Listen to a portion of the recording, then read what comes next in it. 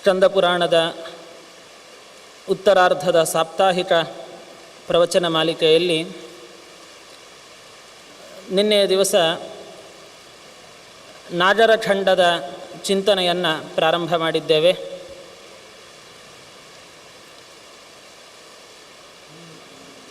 ನಾಗರಖಂಡದಲ್ಲಿ ರುದ್ರದೇವರು ಹಾಟಕೇಶ್ವರ ಅನ್ನುವಂತಹ ರೂಪದಿಂದ, ಹಾಟಕ ಅಂತಂದರೆ ಭಂಡಾರ, ಆ ಹೆಸರಿನ ಒಂದು ರೂಪದಿಂದ ತಾವು ಬಂದು ಚಮತ್ಕಾರಪುರ ಅನ್ನುವಂತಹ ಒಂದು ಪಟ್ಟಣದಲ್ಲಿ ವಾಸ ಮಾಡ್ತಾ ಇದ್ದಾರೆ. ಅಲ್ಲಿಯೇ ಇನ್ನೂ ಅನೇಕ ರುದ್ರದೇವರ ಲಿಂಗಗಳ ಸಾನ್ನಿಧ್ಯ ಇದೆ. ಸಿದ್ಧೇಶ್ವರ ಮೊದಲಾಗಿರತಕ್ಕಂತಹ ಲಿಂಗಗಳ ಸಾನ್ನಿಧ್ಯ ಇದೆ. ಇದೆಲ್ಲವೂ ನಮಗೆ ಆನರ್ತ ದೇಶದಲ್ಲಿ, ಆನರ್ತ ದೇಶ ಅಂದರೆ ಇಂದಿನ ಗುಜರಾತ್, ಆ ಗುಜರಾತಿನಲ್ಲಿರತಕ್ಕಂಥ ಅಹಮದಾಬಾದಿನ ಸಮೀಪ ಇರುವ ವಾದ್ನಗರ್ ಅನ್ನುವಂತಹ ಗ್ರಾಮದಲ್ಲಿ ನಮಗೆ ನೋಡಲಿಕ್ಕೆ ಸಿಗುವಂತಹದ್ದು. ಚಮತ್ಕಾರಪುರ ಅಂತ ಒಂದು ದೊಡ್ಡ ಪಟ್ಟಣ, ಅದರ ಮಹಾತ್ಮ್ಯವನ್ನು, ಅಲ್ಲಿರುವ ರುದ್ರದೇವರ ಮಹಾತ್ಮ್ಯವನ್ನು ಹಾಗೂ ಅಲ್ಲಿರುವ ತೀರ್ಥಗಳ ಮಹಾತ್ಮ್ಯವನ್ನು ತಿಳಿಸ್ತಾ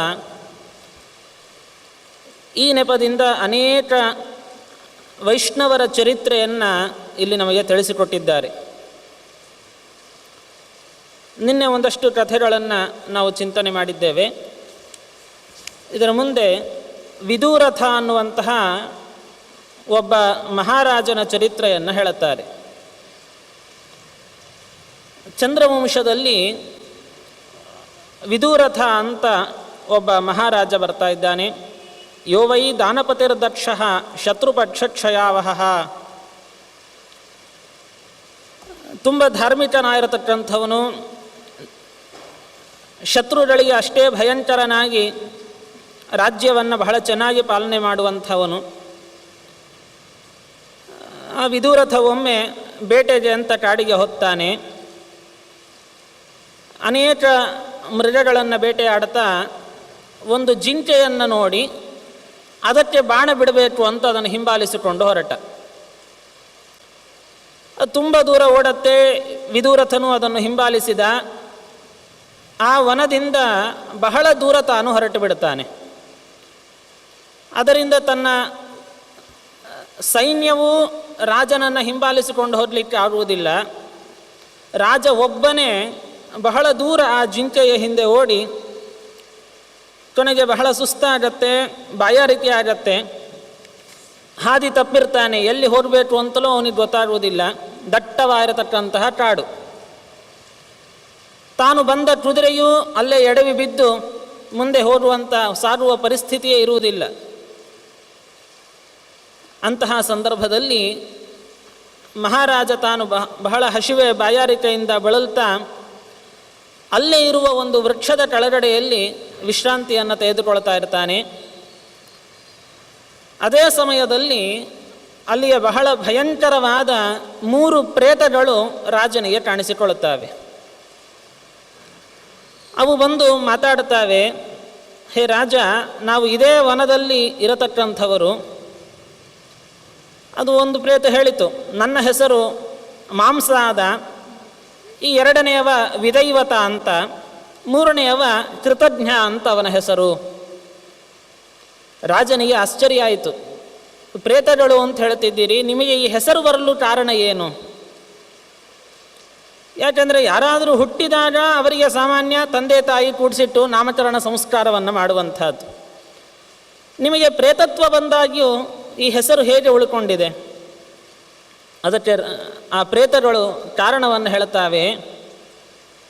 ದೇವರಾತಸ್ಯ ವಿಪ್ರಸ್ಯ ಗೃಹೇ ಜಾತ ಮಹಾತ್ಮನಃ.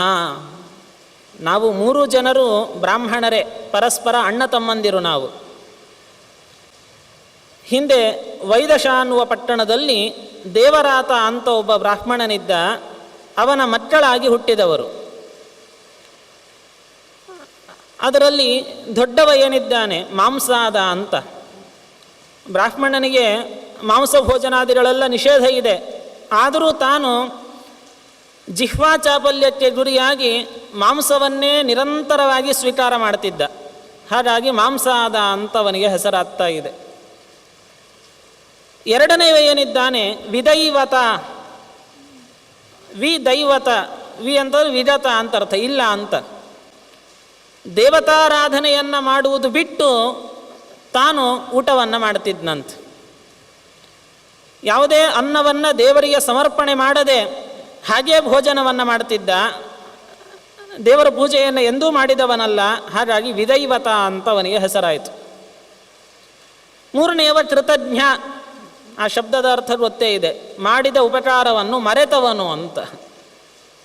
ಹೀಗೆ 3 ಜನ ಆ ಪ್ರೇತಗಳು ತಮಗೆ ಪ್ರೇತತ್ವ ಬರುವ ಕಾರಣಗಳನ್ನು, ಹೆಸರುಗಳನ್ನು ಹೇಳುವ ಸಂದರ್ಭದಲ್ಲಿ ರಾಜ ಕೇಳ್ತಾನೆ, ನೀವು ಈ ಪ್ರೇತಗಳಾಗಿ ಈ ದಟ್ಟವಾದ ಕಾಡಿನಲ್ಲಿ ಸುತ್ತಾಡ್ತಿದ್ದೀರಲ್ಲ, ನಿಮಗೆ ಆಹಾರ ಹೇಗೆ ಅಂತ.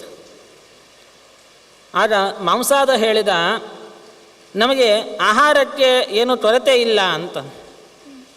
ಅಲ್ಲ, ಯಾವ ಆಹಾರವೂ ಸಿಗದಿರುವ ನಿಮಗೆ ಹೇಗೆ ಆಹಾರ ಸಿಗತ್ತೆ? ನಾನಿಷ್ಟು ಹಸಿವೆಯಿಂದ ಬಳಲ್ತಾ ಇದ್ದೇನೆ, ಆಹಾರ ಇಲ್ಲ ನನಗೆ, ನಿಮಗೆ ಹೇಗೆ ಸಿಕ್ತು? ಅದಕ್ಕೆ ಆ ಮಾಂಸಾದ ಮೊದಲನೆಯ ಪ್ರೇತ ಹೇಳ್ತಾನೆ, ನಮಗೆ ಚತುರ್ಮುಖ ಬ್ರಹ್ಮದೇವರು ಅನೇಕ ಜಾತಿಗಳನ್ನು ಸೃಷ್ಟಿ ಮಾಡುವಾಗ ಒಬ್ಬೊಬ್ಬರಿಗೆ ಒಂದೊಂದು ಆಹಾರ ಅಂತವರು ವಿಧಾನ ಮಾಡಿದ್ದಾರೆ. ಮನುಷ್ಯರಿಗೆ ಆದರೆ ಇದು, ಪಶು ಪಕ್ಷಿಯಾದಿಗಳಿಗೆ ಇದು, ಜಲಚರ ಪ್ರಾಣಿಗಳಿಗೆ ಇದು, ಒಂದೊಂದು ಆಹಾರವನ್ನು ವಿಧಾನ ಮಾಡಿದ್ದಾರೆ. ಹಾಗೆ ನಾವು ಪ್ರೇತಗಳು, ನಮಗೆ ಆಹಾರ ಯಾವುದು ಅಂತಂದರೆ ಭೋಜ್ಯ ಕಾಲೇ ಗೃಹೇ ಯತ್ರ. ಯಾರು ಮನೆಯಲ್ಲಿ ದೇವರ ನೈವೇದ್ಯವನ್ನು ಮಾಡದೆ, ವೈಶ್ವದೇವವನ್ನು ಮಾಡದೆ ಭೋಜನವನ್ನು ಮಾಡ್ತಾರೆ, ಆ ಆಹಾರ ನಮ್ಮ ಪಾಲು ಅಂತ ಅರ್ಥ. ಅವು ಹೇಳಿಕೊಳ್ತಾವೆ ಅದು. ವೈಶ್ವದೇವಂ ವಿನಾ ನರೈಹಿ. ಒಳ್ಳೆಯ ಅಡಿಗೆಯನ್ನು ಮಾಡಿ ಯಾರಿಗೂ ಕೊಡದೆ ತಾನೊಬ್ಬನೇ ಉಣ್ತಾನಲ್ಲ, ಅರ್ಥಾತ್ ಅತಿಥಿ ಸತ್ಕಾರವನ್ನು ಮಾಡದೆ ಮತ್ತೊಬ್ಬರಿಗೆ ಅನ್ನದಾನವನ್ನು ಮಾಡದೆ ತಾನು ಉಣ್ತಾನಲ್ಲ, ಆ ಆಹಾರ ಪ್ರೇತಗಳ ಪಾಲು ಅಂತರ್ಥ. ತಿಂದದ್ದು ನಾವಾದರೂ ಪ್ರೇತಗಳು ಆ ಶಕ್ತಿಯನ್ನು ಅವು ತೆಗೆದುಕೊಂಡು ಹೋಗ್ತಾವಂತೆ. ಇನ್ನು ರಾತ್ರೌ ಯತ್ ಕ್ರಿಯತೆ ಶ್ರಾದ್ದಂ, ಅನೇಕ ಕಾರಣಗಳನ್ನು ಕೊಡ್ತಾವೆ ಅವು, ಅನೇಕ ಆಹಾರದ ಕಲ್ಪನೆಗಳವು. ಯಾರು ಭೋಜನವನ್ನು ಮಾಡುವಾಗ ಜಗಳವನ್ನಾಡುತ್ತಾರೆ, ಆ ಆಹಾರ ಅದು ನಮಗೆ ಸೇರುವಂತಹದ್ದು. ಭೋಜನ ಸಮಯದಲ್ಲಿ ಮೌನದಿಂದ ಇರಬೇಕು ಅಂತ ಶಾಸ್ತ್ರ ಹೇಳುತ್ತೆ. 3 ಸಮಯಗಳಲ್ಲಿ ಮೌನವನ್ನು ವಿಧಾನ ಮಾಡಿದ್ದಾರೆ. ಅದರಲ್ಲಿ ಭುಂಜತೋ ಮೃತ್ಯುನಾಯುಷ್ಯಂ. ಊಟ ಮಾಡುವಾಗ ಮಾತಾಡ್ತಾ ಊಟ ಮಾಡಿದರೆ ಮೃತ್ಯು ದೇವತೆ ನಮ್ಮ ಆಯುಷ್ಯವನ್ನು ಕಡಿಮೆ ಮಾಡ್ತಾ ಹೋಗ್ತಾನಂತ. 100 ವರ್ಷ ಬದುಕಬೇಕಾದವ 60 ವರ್ಷಕ್ಕೆ ಸಾಯುವ ಪ್ರಸಂಗ. ಯಾಕೆಂದ್ರೆ ಎಷ್ಟು ಮಾತಾಡ್ತೇವೆ ಅಷ್ಟು ಮೈನಸ್ ಆಯಿತು ಅಂತರ್ಥ ನಮ್ಮ ಆಯುಷ್ಯದಲ್ಲಿ. ಅದನ್ನು ಪ್ರೇತ ಹೇಳ್ತಾನೆ, ಭೋಜನ ಕಾಲದಲ್ಲಿ ಯಾರು ಮಾತಾಡ್ತಾರೆ, ಜಗಳ ಆಡ್ತಾರೆ, ಅನ್ನವದ ಕುರಿತು ಟೀಕೆ ಮಾಡ್ತಾರೆ, ಇದು ಸರಿ ಇಲ್ಲ, ಇದು ಖಾರ ಜಾಸ್ತಿ ಆಯಿತು, ಇದು ಸಿಹಿ ಜಾಸ್ತಿ ಆಯಿತು, ಉಪ್ಪು ಕಡಿಮೆ ಆಯಿತು, ಅದು ಏನೇ ಇರಲಿ ಹರಿಯ ನೈವೇದ್ಯ ಆಗಿರುತ್ತೆ, ಅದು ಪ್ರಸಾದ ಅಷ್ಟೆ. ಅದರ ಬಗ್ಗೆ ನಾವು ನಿಂದೆ ಮಾಡುವಂತೆ ಇಲ್ಲ. ಹಾಗೆ ಯಾರು ನಿಂದೆಯನ್ನು ಮಾಡ್ತಾ ತಿಂತಾರೆ. ಮಂತ್ರೌಷಧಿ ಪ್ರಾಯಂ. ಅನ್ನವನ್ನು ಅಭಿಮಂತ್ರಣೆ ಮಾಡದೆ ಸ್ವೀಕಾರವನ್ನು ಮಾಡುತ್ತಾರೆ, ಆ ಅನ್ನ ನಮಗೆ ಸಲ್ಲುವಂತಹದ್ದು. ಇನ್ನು ಯಾರು ರಾತ್ರಿ ಹೊತ್ತಿನಲ್ಲಿ ಶ್ರಾದ್ದ ಕರ್ಮವನ್ನು ಆಚರಣೆ ಮಾಡುತ್ತಾರೆ, ಶ್ರಾದ್ದ ಅದು ನಮಗೆ ಸೇರುವಂತಹದ್ದು. ಯಸ್ಮಿನ್ನೋ ಮಾರ್ಜನಂ ಹರ್ಮ್ಯೆ ಕ್ರಿಯತೆ ನೋಪಲೇಪನಂ.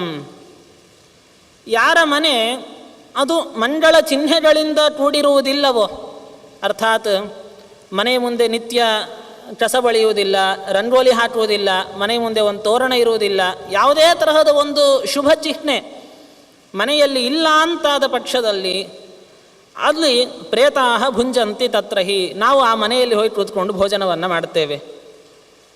ಭಿನ್ನ ಭಾಂಡ ಪರಿತ್ಯಾಗ. ಇನ್ನು ಎಲ್ಲಿ ವೇದದ ಧ್ವನಿ ಇರುವುದಿಲ್ಲವೋ, ಸ್ತೋತ್ರಗಳು ಪುರಾಣಗಳ ಅಂದರೆ ದೇವತಾ ಸ್ತೋತ್ರಗಳು ಯಾರ ಮನೆಯಲ್ಲಿ ಕೇಳಿಸೋದಿಲ್ಲವೋ, ಆ ಮನೆಗಳು ಅದು ನಮಗೆ ವಾಸಕ್ಕೆ ಅಂತಿರುವಂಥದ್ದು. ಇನ್ನು ಯಚ್ಛ್ರಾದ್ದಂ ದಕ್ಷಿಣಾಹೀನಂ. ಯಾರು ದಕ್ಷಿಣೆಯನ್ನು ಬಿಟ್ಟು ಶ್ರಾದ್ದ ಕರ್ಮವನ್ನು ಮಾಡುತ್ತಾರೆ, ಅಂದರೆ ಶ್ರಾದ್ದ ಯಜ್ಞಯಾಗಾದಿ ಕರ್ಮಗಳನ್ನು ಮಾಡಿ ದಕ್ಷಿಣೆಯನ್ನು ಸ್ವಲ್ಪವೂ ನೀಡುವುದಿಲ್ಲ, ಅದು ನಮಗೆ ಸಲ್ಲುವಂಥದ್ದು. ಹೀನಾಂಡ್ರಾಹ ಅಧಿಟಾಂಡ್ರಾವ ಅತಿಥಿರು ಯತ್ರ ಸಂಪ್ರಾಪ್ತ.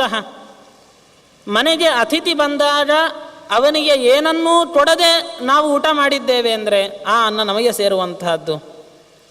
ಹೀಗೆ ತುಂಬ ಅವು ಆಹಾರದ ಕಲ್ಪನೆ ಕುರಿತು ಬಹಳ ಹೇಳಿದ್ದಾವೆ ಆ ಪ್ರೇತಗಳು. ಇದೆಲ್ಲ ಅಂದರೆ ವೇದವ್ಯಾಸರು ಈ ನೆಪದಿಂದ ನಮಗೆಲ್ಲ ಒಂದು ಧರ್ಮದ ಪಾಠವನ್ನು ಕಲಿಸ್ತಾರೆ. ಹೀಗಿರಬೇಕು, ಮನುಷ್ಯನಾದವನ ಕರ್ತವ್ಯ ಇದು. ಪ್ರತಿಯೊಬ್ಬ ಮನುಷ್ಯ ಮಾತ್ರಕ್ಕೆ ಮಾಡಿರುವ ಆದೇಶ ಇದು. ಮತ್ತು ಅದರಲ್ಲಿ ಯಾವ ವರ್ಣ ಆಶ್ರಮಗಳ ವಿಭೇದವೇ ಇಲ್ಲ. ಇದರಲ್ಲಿ ಪ್ರತಿಯೊಬ್ಬನ ಕರ್ತವ್ಯ ಇದು. ಇಷ್ಟೆಲ್ಲ ಹೇಳುವಾಗ ವಿದೂರಥ ಮತ್ತೆ ಕೇಳ್ತಾನೆ, ಕೇನ ಕರ್ಮ ವಿಪಾಕೇನ, ನಿಮಗೇನು ಈ ಪ್ರೇತತ್ವ ಬಂದಿದೆಯಲ್ಲ, ಸಾಮಾನ್ಯ ಪ್ರೇತತ್ವ ಅನ್ನುವಂಥದ್ದು ಯಾವ ಕರ್ಮದ ಪರಿಪಾಠದಿಂದ ಬರುತ್ತೆ ಅಂದರೆ ಯಾವ ಕೆಟ್ಟ ಕೆಲಸ ಮಾಡಿದರೆ ಮನುಷ್ಯ ತಾನು ಪ್ರೇತತ್ವವನ್ನು ಪಡೆದುಕೊಳ್ತಾನೆ. ಅದಕ್ಕೆ ಆ ಮಾಂಸಾದ ಹೇಳ್ತಾನೆ, ಯಾವ ವ್ಯಕ್ತಿಯಾದರೆ ಮೃಷ್ಟ ಮಾಂಸಾಶನೇ ಸತ್ತಃ, ನಿರಂತರ ಮದ್ಯಪಾನ ಮಾಂಸಭೋಜನ ಇವುಗಳಲ್ಲೇ ಆಸಕ್ತನಾಗಿರ್ತಾನೋ ಅಂಥ ವ್ಯಕ್ತಿ ಸತ್ತ ನಂತರದಲ್ಲಿ ಅವನು ಪ್ರೇತನಾಗ್ತಾನೆ.